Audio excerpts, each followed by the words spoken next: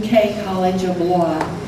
He served our county as trial commissioner for 9 years. He served on every kind of board of directors that you can imagine, including Booth Hospital, Woods Point Nursing Center, Star Bank, Boone County Police Merit Board, and not to mention he had his own law practice for many years in Walton. He, along with Bruce Ferguson, our esteemed judge executive, were responsible for the founding of Big Bone Lick State Park. Now, what a loss it would have been to each of us had we not had them to push forward to get that state park here in Boone County.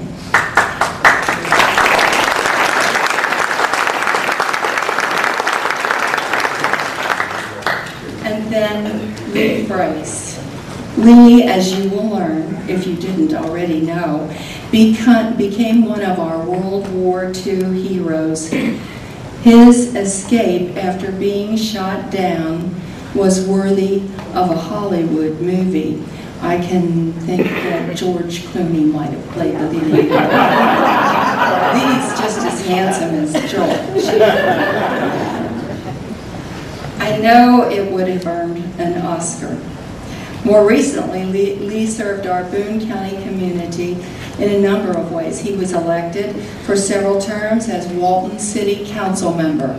And I can tell you from experience, being a city council member is no little job. He was also instrumental in the creation of Walton's Veterans Memorial. So what a wonderful inspiration he is, as he and Asa tell you about Lee's great escape. So welcome them both, please.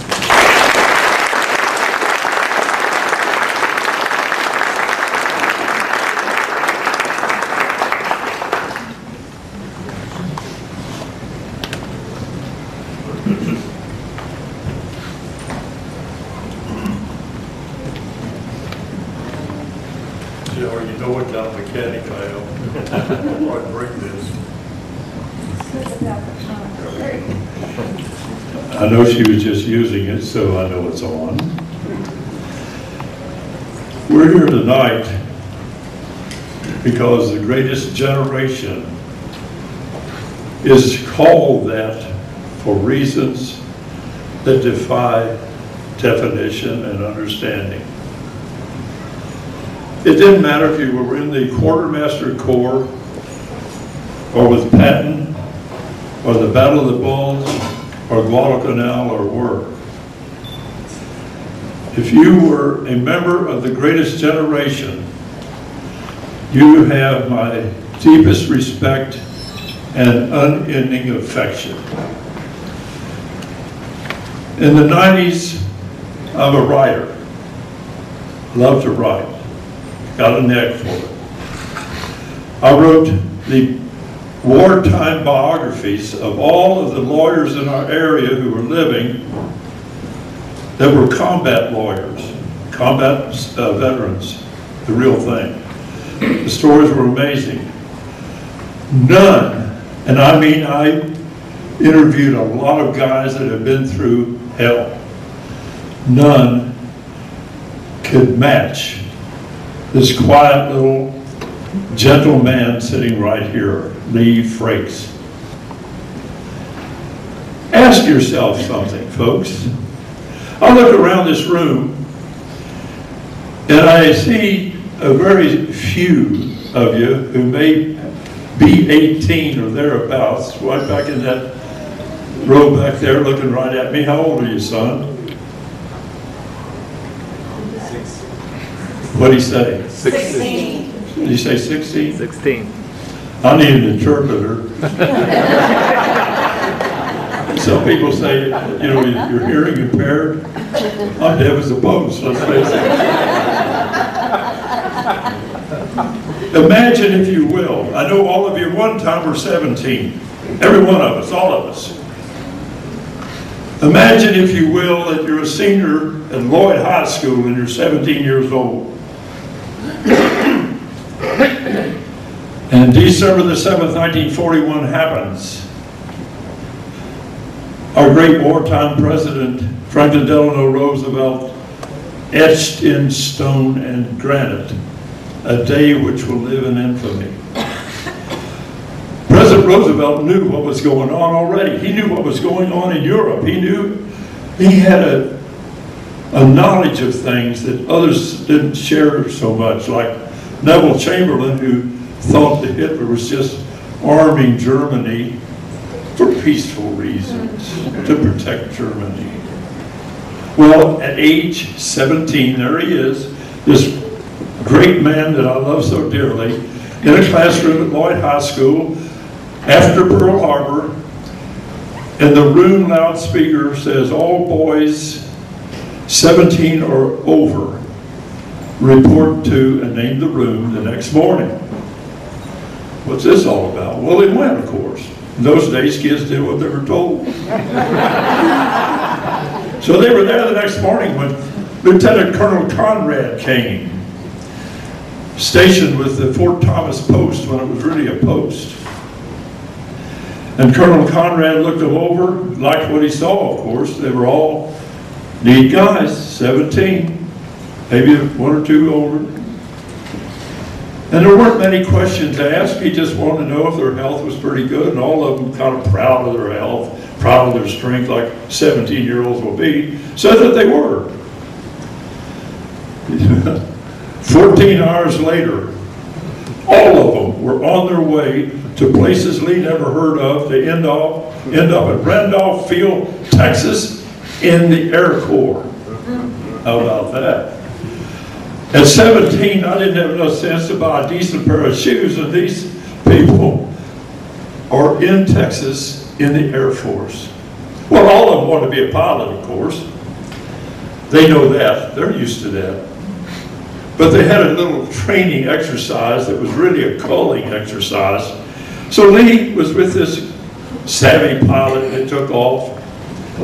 The guy gave Lee instructions on how to fly. They said, "Fly it." 17 years old, never been in an airplane in his life, except the way he got down there, maybe. Well, he did the best he could, and then the guy said, "Land it. I told you how to do it, land it."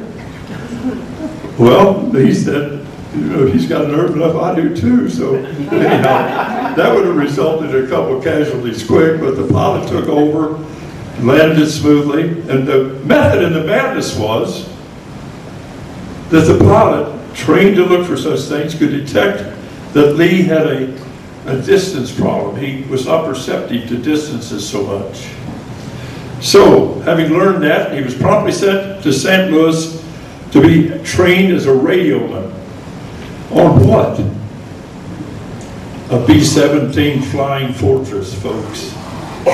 The big monster fortress of World War II. The airplane that was so efficient and good and brought so many guys back when it was torn all to pieces, it attained a kind of a mythic status. But I don't want to get ahead of my story. There he was. He got back from St. Louis, and he immediately was in an airplane with 9 other guys, a crew of 10. The pilot, the co-pilot, the bombardier, the navigator were all officers. And you'll see a picture of them after a while. All the guys are handsome. These officers look like they were sent over by central casting.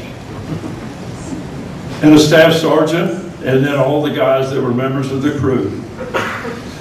And for the next concentrated time, they took lessons in using the guns that B-17 had. Now you'd think a radioman would sit there with a radio, but that's not true. He had to learn as much as the rest of them, because if the waist gunner was injured, if he were injured, he had to take over the guns. And he did that on occasion, or 2 or 3 or 4 or 10. Not because the guy was injured, but because, well, let me try. Okay. Lee will tell you that whatever you see in the movies, the hardest thing in the world is to hit an ME-109 German fighter coming at you from whatever direction he comes, and impossible if he comes out of the sun. But there he was. He went through the training. They were shooting at targets. If there was no formal target, they'd shoot at rabbits. They were enjoying themselves, but they all in the back of their minds knew this is serious business. And indeed it was. On April the 2nd, let's look at this a minute now. This thing, we did a lot of work on this. Steve did. Initial training at Randolph Field, Texas. He was sent to St. Louis. After 6 weeks, he returned to Randolph Field. Now, he had one super pleasant moment during all this time, and you've seen it on the screen here. His childhood sweetheart met him, and he was on a brief leave, and they got married in 1942 in the spring. And they stayed married for a long, long time, bless her heart. We'll talk more about her later. But marital bliss was nice, but much celebration of the marriage had to wait. Duty called, loud and clear. The training continued in Texas, and the airplane, all of us have heard of Memphis Belle, most famous B-17 ever. Well, their airplane was good picking. Now, us country boys know what good picking means. That means getting tomatoes when they're just right. You know what I'm saying. So there he was. And, okay, the first phase of his experience there was about to end because he got on B-17, left at Andrews Air Force Base, flew to Greenland, Iceland, and finally landed in a town I've read and can't pronounce in England at a base there. And there he was, folks. 17 years old. He was a radioman gunner in the 8th Air Force. Now, by this time, they had heard that the 8th Air Force was responsible for daylight bombing. Now, mind you, the RAF is not to be thought any less of, but they flew at night because they did not have a heavy bomber. They had the Lancaster bombers and others, but they didn't have anyone that would fly as high as easily and all the rest of the performance that that big B-17 had. The Flying Fortress, they called it that because there were guns all over it for whatever good they did. April the 2nd, 1942. Now think a minute. December 7, 41. He's a student. He's still a student. All of a sudden he's in the Air Force. Click, click, click. April the 2nd. The crew of 10 was briefed in the briefing room, just like you see it in the movies, squats and huts and all. They were briefed, and this handsome gentleman here knew that what was going to happen next was the stuff of legend. Even at 17, he knew there was extreme peril. But he was told that this first flight was over France. Now, when you had a daylight bombing flight over France, it only was gone 2 or 3 hours, 4 at the most. Daylight bombing over Germany, 10 and 12. All that exposed to Luftwaffe fighters in anti-aircraft guns shooting flak, time to go off at exactly the altitude you're flying. That's a B-17, folks. Many of you remember the sound of them. Many of you have seen them at Wright Pad or different places. I was only 11 when Pearl Harbor happened and 15 when it was over, and I knew every airplane. I could identify them from sight from 2 miles away. And one of my favorites was that airplane right there, the legend, the B-17. But it had a milk run, easy run, bound to get back. No problem, get on guys, go. You've got your orders, take off. So they got in good picking, and they headed out for a ball bearing plant in France. Ball bearing plant? What's that all about? Well, listen. Germany had all of the 30s to prepare for all-out war. They had marches in front of the Reichstag with soldiers that it scared you just to look at them. Hundreds and hundreds and thousands of them, goose-stepping down the road, down the avenue, down the plaza. And half-tracks and Tiger tanks and all the rest. Frightening. Well, what do you do to stop all that? If you can kill their ball-bearing plant, or kill it enough, they can't get ball bearings. If you could bomb the submarine pens, Germany, maybe you'll save a freighter or a bunch of boys in a ship from sinking. All these targets. The Luftwaffe plant itself, where they made the fighters and other airplanes, Stuka dive bombers and all the rest. There's nobody in this room that ever flew a B-17. I thought John Cleat was going to be here because he wanted to be. He's 94.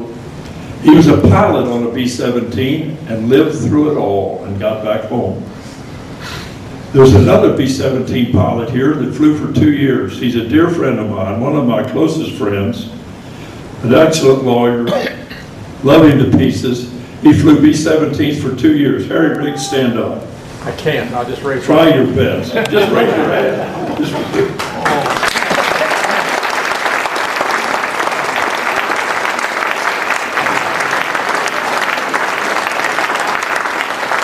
lived in Overcast for 2 years, and it was a horse. I didn't know you were going to make a speech. Sit down. Hey, so you know better to give a lawyer a stage? The milk run. They entered, you went across the channel. And all of a sudden, Lee saw something he hadn't seen before but had heard about. Flak. Exploding at the same altitude they were flying. Now mind you, the sky is almost dark with B-17s. By this time, the Boeing plant had gone to work, and Yamamoto found out that it was true what he said after they bombed Pearl Harbor. When he was looking a little sullen, and the Admiral Yamamoto, and he was asked about it, and the old Japanese Admiral said, "I fear we have awakened a sleeping giant and filled it with a terrible resolve." And that's exactly what happened, because everything, car plants, tractor plants, anything that could be made into a war machine was made into a war machine. And B-17s were flooding into England because that's where the 8th Air Force was. And I mean by the thousands.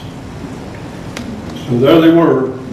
And the bomb runs, as it says there, formation of B-17s flying through dense flak over Würzburg, Germany. Now there's a B-17 with some damage done to it, but he's dropping his bombs anyway. The milk run had flak exploding. Now that's shot by an anti-aircraft gun, timed to go off at exactly the altitude the bombers are flying.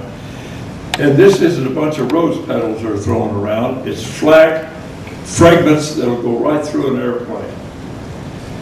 And then they were met by the fighters, and they thought, my God, this is an easy one. They know what a bad one is. Good picking brought them back home. But it went through their minds, this is no drill, this is it. So the B-17s would make their runs. It was neat how it worked.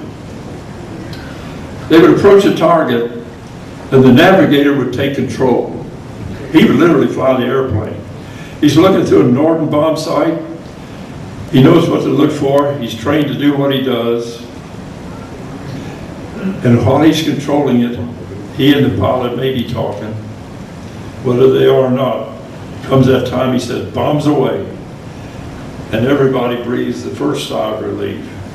Well, somehow he can keep watching. I don't know how he does it. But when he says, target hit, it's an exhilarating time for the boys because they know they've done some good. So the big B-17 dropped his bomb and the bombs had gotten back to base. Lee Frakes at age 17 had made that flight. His airplane, good picking, was a reliable, typically reliable B-17. It could do almost anything, and they had all confidence in it because the same 10 guys that were the original crew were in it.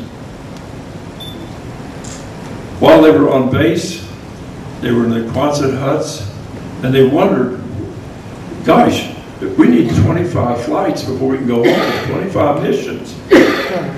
My gosh, this is going to take forever because they could only average a little over 8 a year. And everybody said, well, gee, you ought to be 8 a month. Well, see, English weather prevented that, and English weather's notoriously bad. And B-17s, though the great plane they were, they could not fly when the weather was inclement. And if they did, with the gun sight or bomb sights they had, they couldn't see the target, so they couldn't waste all those bombs. And they did not have fighter protection.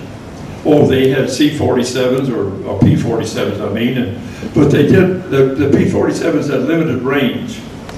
And the Luftwaffe Me-109 was equal to the P-47. So they were, you know, a match, and when they dogfought in the sky, you never knew, and a lot of P-47s were shot down. It's just the way it was. And the B-17s were falling like rain, folks. At one time, Luftwaffe fighters, the pilots of the fighter planes in the Luftwaffe, at one time, there were 1,000 aces. What's that tell you?